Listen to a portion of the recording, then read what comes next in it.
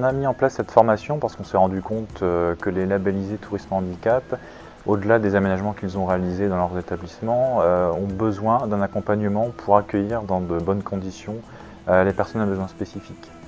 Donc la formation qui est donc gratuite et qui est ouverte aux labellisés et aux porteurs de projets qui sont en cours de labellisation dure une journée et va leur donner des clés pour mieux accueillir les personnes en situation de handicap.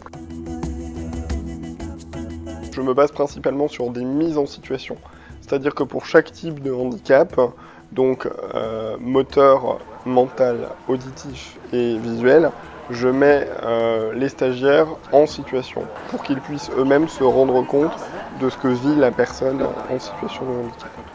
Si l'accompagnant tombe, personne aveugle tombe avec.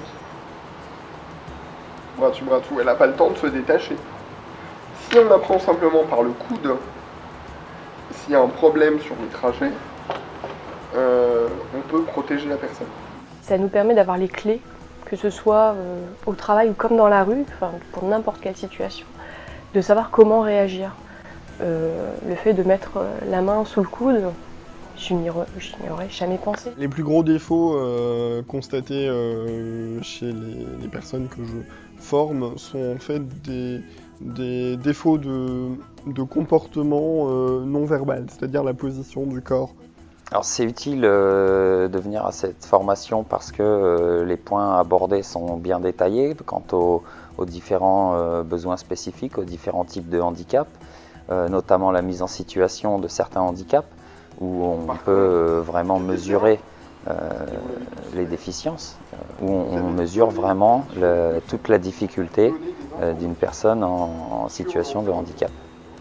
Lorsqu'on a ouvert nos chambres, on s'est dit on veut bien faire recevoir du public, mais tout public.